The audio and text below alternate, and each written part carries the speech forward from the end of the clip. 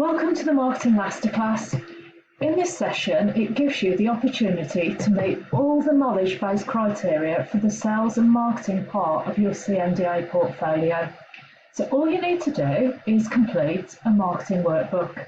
And by doing that, you're actually completing a marketing plan. So I've created a marketing workbook for you to download, and it's just got all the sections in for a marketing plan. A lot of it is highlighted, and so those bits I want you to overwrite because otherwise everyone's plan looks exactly the same. So you'll see in here you've got a topic to pick, so I'd like you to pick something that really interests you. I've also done a lot of research and found it for you and put it in different sections on Moodle. So you can have a look at electric cars or sustainable fashion or sustainable food, or if there's something that you'd much prefer to do, choose that topic. So please do something that interests you. So I want you to obviously change all this before you upload it, and just right mouse click on that, because then that will automatically update for you when you finished it. Put some guidance notes there as to what to look at, and you need to pick a particular company. So pick one. You could potentially actually make one up if you wanted to, so you could have it as a business startup in a particular area. Again, do something that interests you. But in here, there are notes about what you need to do. So for the market analysis, you can't just make it up, which is why I've downloaded a number of features from Mintel, or you can look at it yourself on Locate if I haven't found the right ones for you. So I want you to have a look at what the market size is, or the trends really. So it doesn't have to be, it's just going to show that your idea or what you're looking at has got some potential. Something a bit peculiar that I'm going to ask you to look at, which is the idea of sacrifice. And from that I mean, if a business gives something up and in exchange, as a customer, you'll exchange something in order, so you'll sacrifice it to have a particular product or service. So even something that has no financial cost in terms of price, like for example volunteering, people volunteer to do good things because in exchange it makes them feel validated, gives them a sense of belonging, so they're happy to sacrifice their time in exchange for feeling part of a community. I've put in the notes some other examples in terms of like Poundland, what the exchange might be there, or for a luxury goods, for example, buying a handbag, what the exchange might be there. So I want you to think about what you're actually marketing. What is the exchange? So what are people giving up, and in exchange, what do they receive? Now the next bit I want you to look at is objectives. And we know about SMART objectives, but I want you to think about, this is going to guide your marketing plan. So I'd like you to look at potentially their financial planning statement. So where are they looking to go in the next year or two, and how will what you're looking at in this marketing plan fit there? So is it about increasing their sales by a certain amount? Are you launching something new? So do you aim to sell 100 in the first year? So have a think about what this marketing plan is setting out to achieve. Now I'm going to flip right to the bottom, because what we need to do is not just set out what we want to achieve, we want to work out how to measure it. And in SoftStack, the framework that you're using to create your marketing plan, we look at the measures in place. So it could be, if we're looking to achieve 100 sales in the first year, well, how we'll monitor that is monthly sales, and we'll expect them to go up incrementally. So it might be that there's a couple of 2 sales in the first month, 3 sales in the second month. So we look at growing it that way.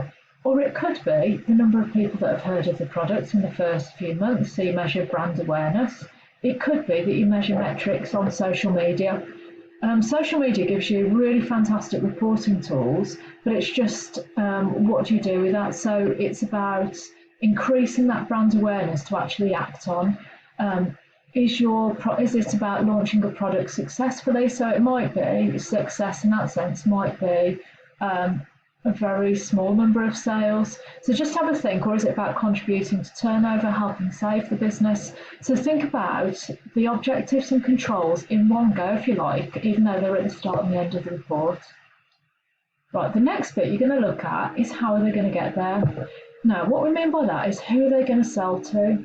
So when we sell to different types of people, we need to give them a profile. So instead of saying we're going to sell Diet Coke to everyone, Diet Coke has a specific target market, which tends to be females, and they'll have an age bracket around that. They're tending now, if you notice the advertising, it's still very female-led, which is why the product colouring is silver with red, whereas opposed to Coke Zero is a similar product, but actually the colouring is different because it's got a male-oriented audience.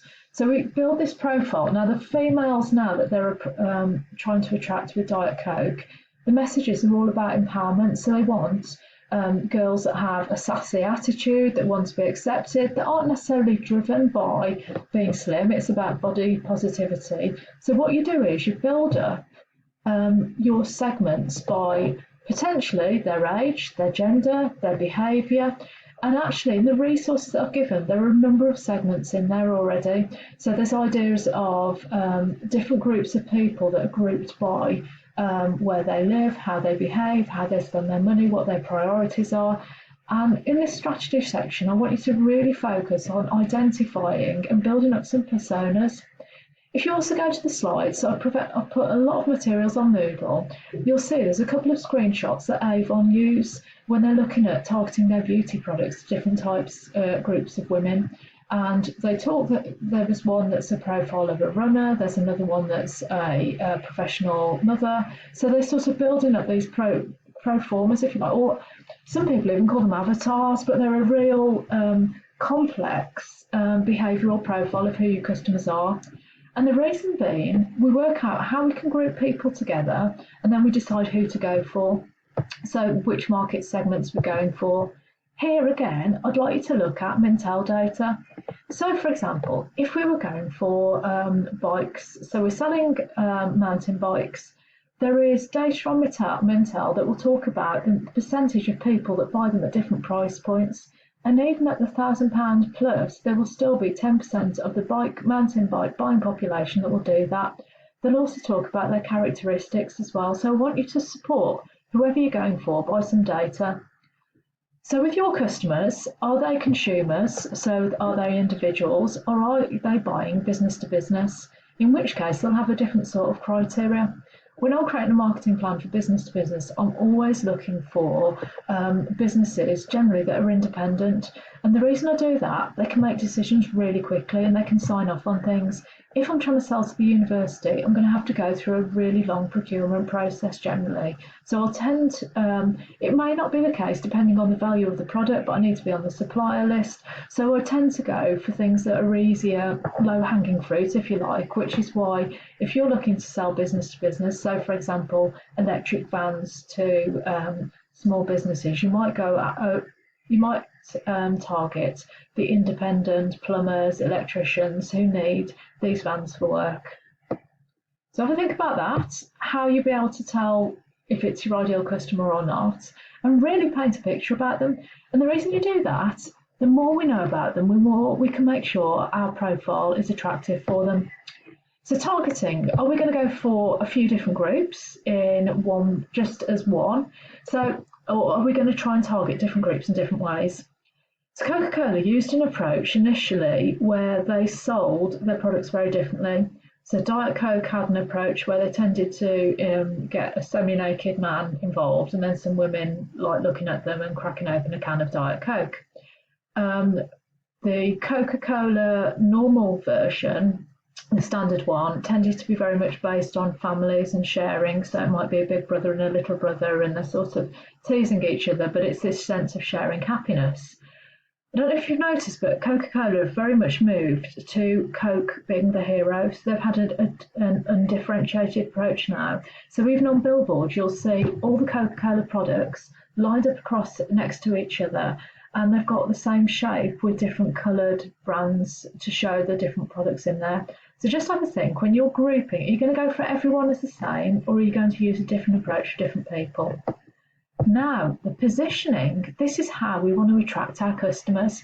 So if we're going after people where eco values are really high, so they're really keen on that, what we might do is we think about how we package the goods, we think about how we differentiate them, and we plot this on a chart to see where our competitors are and where we are, and ideally we'll be somewhere a little bit different.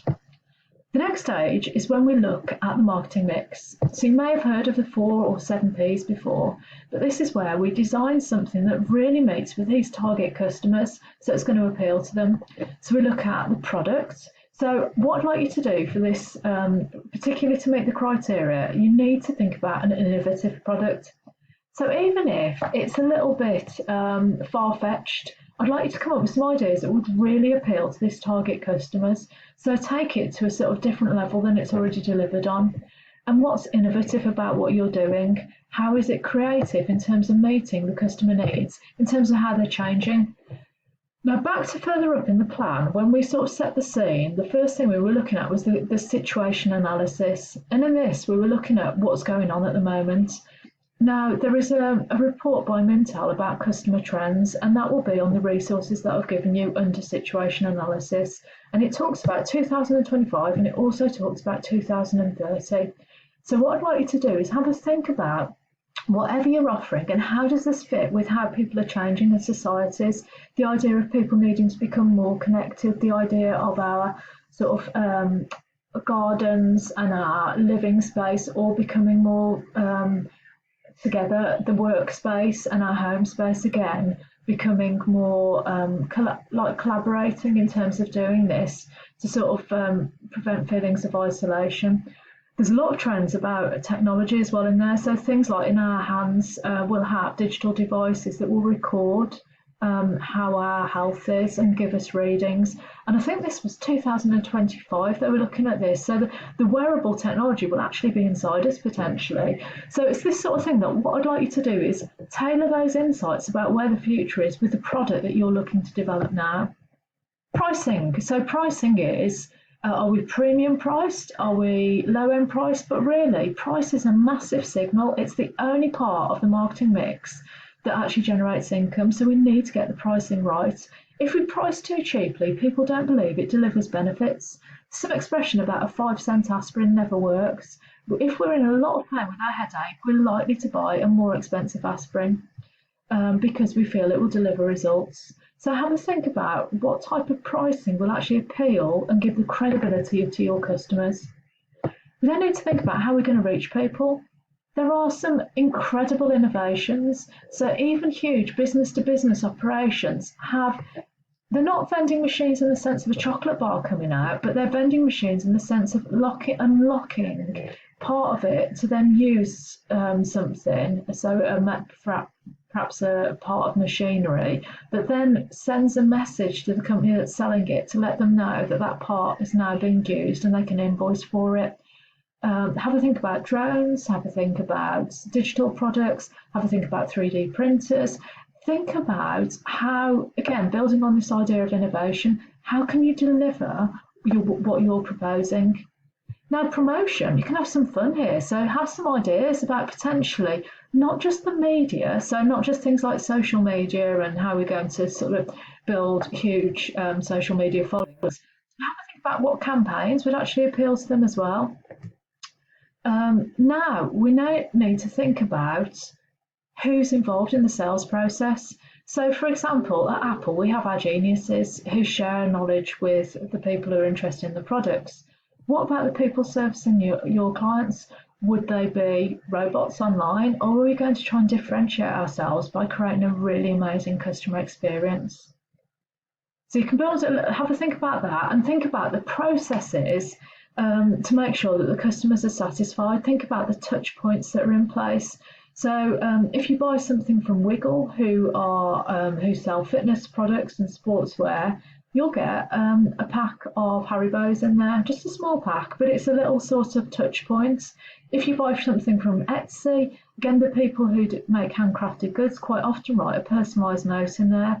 So think about that links in with physical evidence as well, but think about how you're going to make sure people are absolutely wowed by what you do.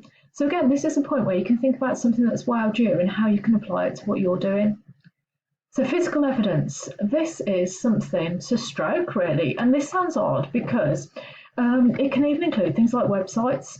So even though a website isn't a physical being, it actually represents and gives you credibility. So have a think about every touch point in the customer's journey to make sure that they all stack up and it matches what those target customers want. So actions, there's a small section on actions, and what I want you to do here is look at who's actually going to deliver the marketing. If it's something where your company's got a lot of competence, and this will be hard for you to sort of see this unless you know the company well, then you'd probably have it done internally. If it's a new offering where you feel it would be better if a marketing agency got involved, then suggest that. Control we had already mentioned. Control links back to the objectives.